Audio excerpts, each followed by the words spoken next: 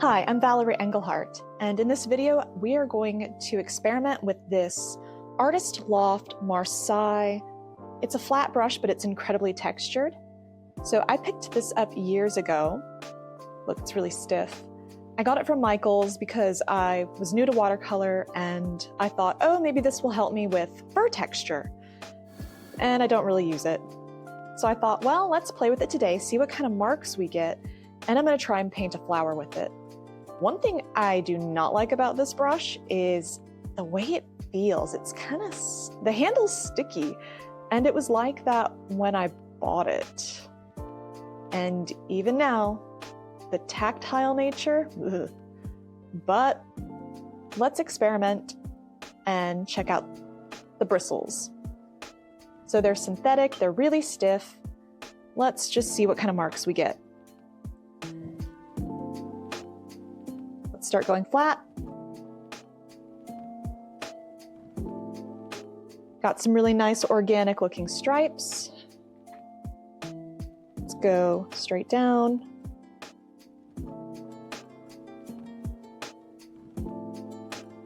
Okay, maybe I'll just try and use the tip. So you gotta keep it really light, otherwise it does catch the others.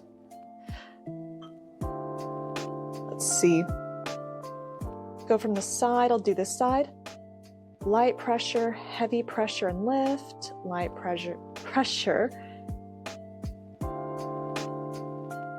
where I just lightly brush the page and then press down. Let's try it.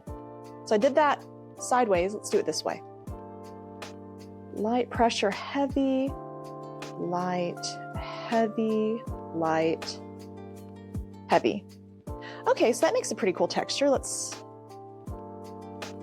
So I could see that could make some cool, like, little buds. But really, most people probably get this for fur, so let's just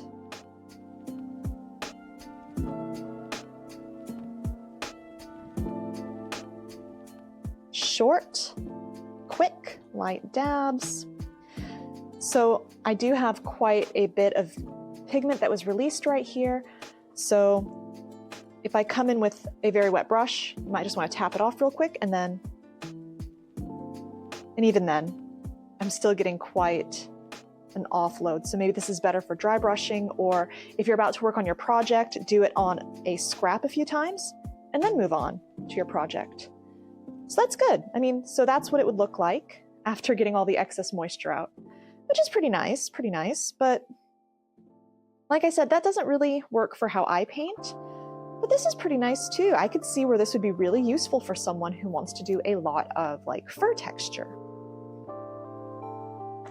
But I usually do flowers, so let's see really quickly if I can get like a good leaf. That's pretty good. Let's try a different kind where I go like, kind of like how organic that looks. What about like a circle? Can I get a circle? That's kind of cool.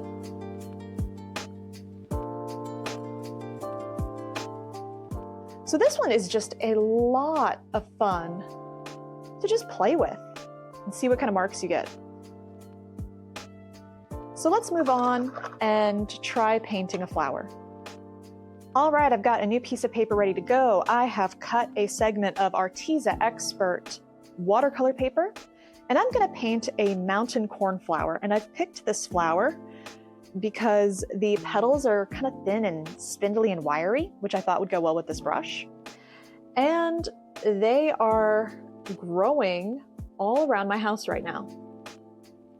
So I've just got some pink, and I'm using just one of the edges of the brush, and I'm just moving around, dancing in a little organic motion to create the center. Because the centers of these can either be dark or they can look kind of pink. And this pink is by Rockwell Canada called Morai Witch, and it's pink, but it's got like some really dark pigment in there. And so I thought that would look nice. Gonna come and grab a cool purple. This one is Alexandra Diamond Purple.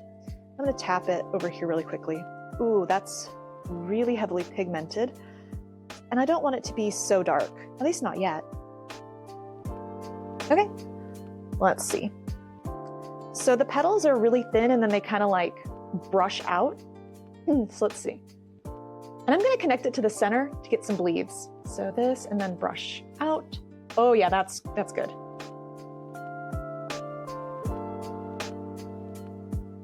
Yeah, that is kind of how the petals look.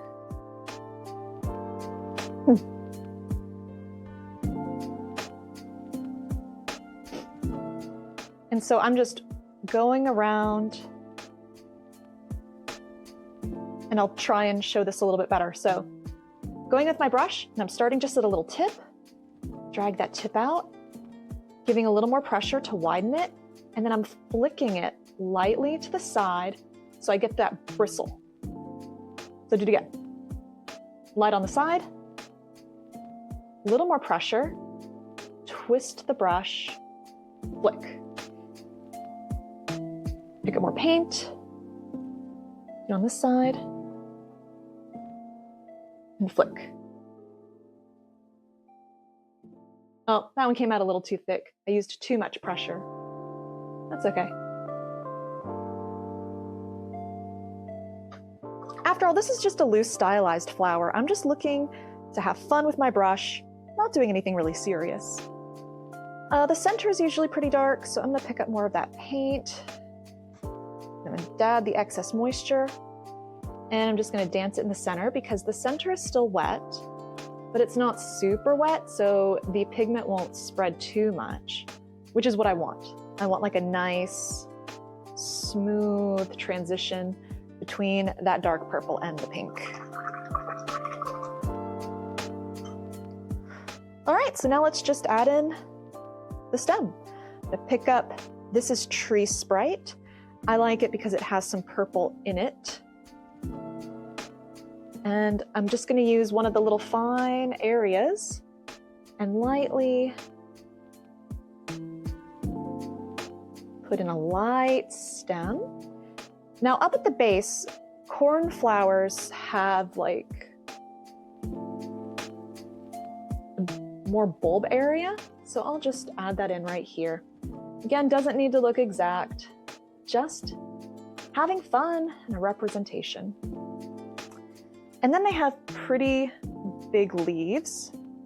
I'm not even gonna pick up more pigment. I'm just wetting the brush to get more spread. And I'm gonna start down here and press and just drag my brush and bring it up.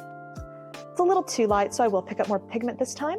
And I'm gonna work on that same leaf. And I like that. Look at how textured that is. It gives it a really organic look.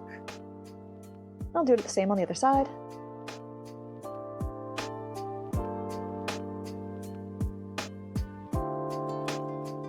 And on this part, I'm just gonna add water, no extra pigment. All right, I like it.